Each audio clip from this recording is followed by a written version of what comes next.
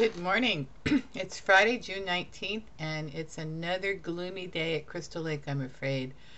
Seems like it's always sunny on the days that I have to run errands and gloomy on the days I have to stay home. But that's okay. That means I've got a lot of work to get done today. I've got a book RX customer whose manuscript I'm working on, and of course I need to do a little writing of my own from time to time. So I went out to my Twitter followers and I asked them if they had any questions they'd like me to answer today, and I got a really good one. She said that you have mentioned several times that you are a plotter, that you plot the book in advance. And she says, I have no idea how to do that. How do you do that? I said, well, that's a good question, and I'll tell you. I start with the characters, okay, and I actually do a character grid. I love charts and graphs and tools like that. I'm just that kind of person. I love to see things visually and make a chart and look at it. And I've got the giant post-it notes, which are the size of a flip chart and an easel. So I put them up on the flip chart, and I get so that it's big, and I can look at it visually. And if I can, I get a couple of writer friends to come over and do it with me, and that's the best thing. But what my grid is I take my protagonist and my villain or my antagonist, or if it's a romance, I take my hero and my heroine, the people that are ultimately going to fall in love. Okay, and I may actually do the character grid out a few more levels depending on how many major characters there are. But there's some things I need to know about them because fiction's about conflict, so I have to find out what it is that is going to bring these characters into conflict with themselves and with one another. And I need to know some things about them. Now, the particular grid that I use is from Discovering Story Magic, which is unfortunately, you can't go out and buy the book yet, although they are trying to get that published. I'm sure they will get it published.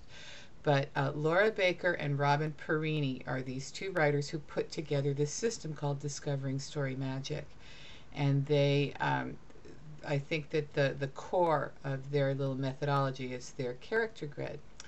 And if you go to their website, if you Google Discovery Story Magic, you'll find it, and you can find out when they're giving a workshop somewhere near you, or when they're doing an online workshop, and you can get their grid. And I sometimes teach workshops. I've been asked to maybe teach a series of workshops at some local libraries. And I contacted them and got permission to use their grid in talking about how to set up fiction. But I'll just give you a little idea. You need to know what your character's short-term goal is, which is what they need to accomplish in the scope of this story. What their long-term goal is, which is, what do they want out of life? And then you need to know things about them, like their character flaw. Like, what's wrong with them? What is it that messes them up and always gets in their way? And then their relationship barrier. What is it that causes them to have a problem trusting or loving other people? And then you need to know their black moment. And they said, well, that's a plot point, not a character point, the black moment. I said, well, it's really a character point because what I say that the popular fiction is the art of figuring out what your character's worst case scenario is and doing it to them. You need to have the black moment be the thing that your protagonist fears the most, or is the thing that would tell them that they have failed.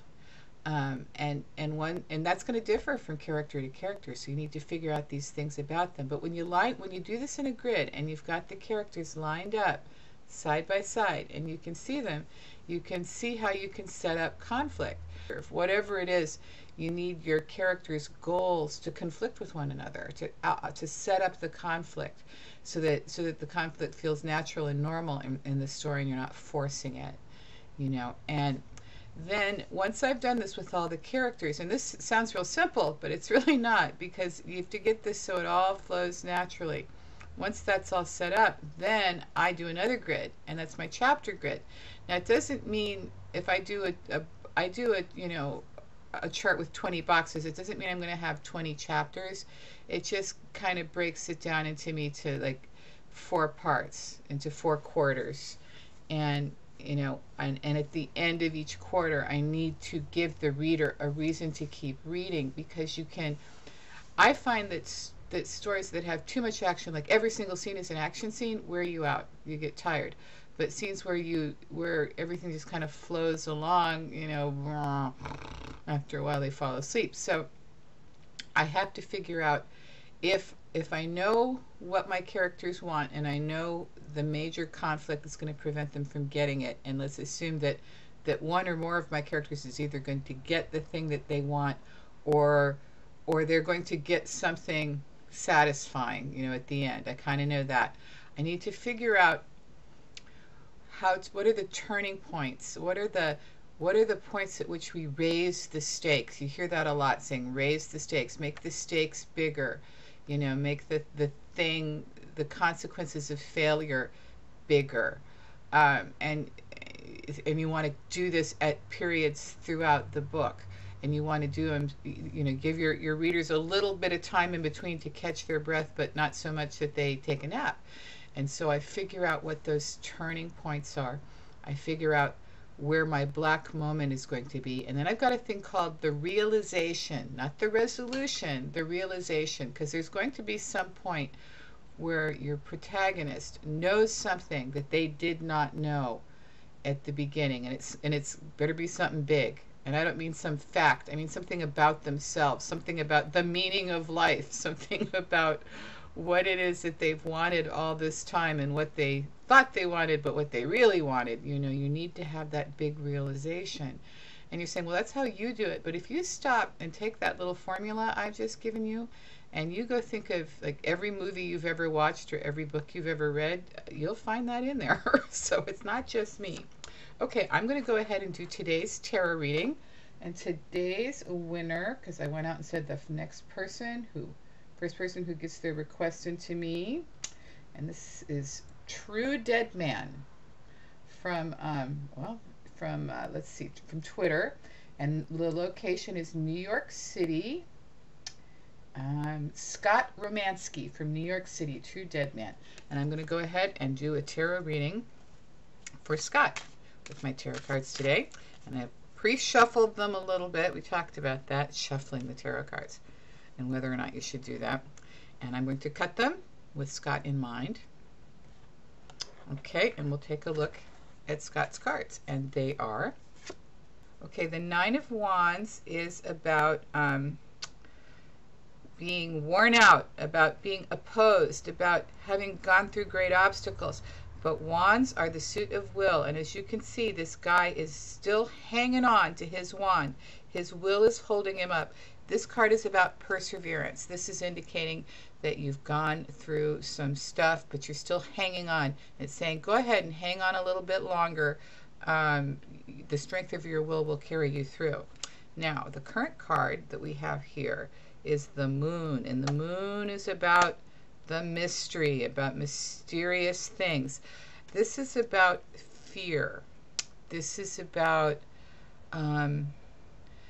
being afraid of things that aren't real, or letting your imagination run away with you, about things seeming mysterious and scary and unfamiliar, and bewildering.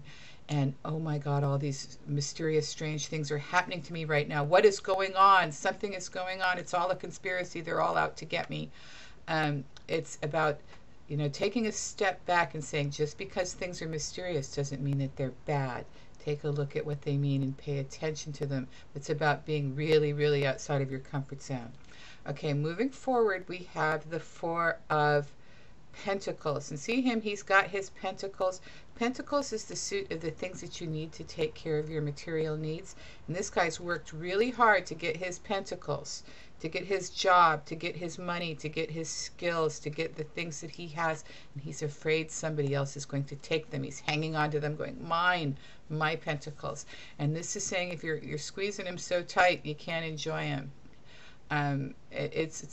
Don't try to block change. And as usual, I'm out of time. Okay. Thanks everyone for coming. I'll talk to you soon. Bye.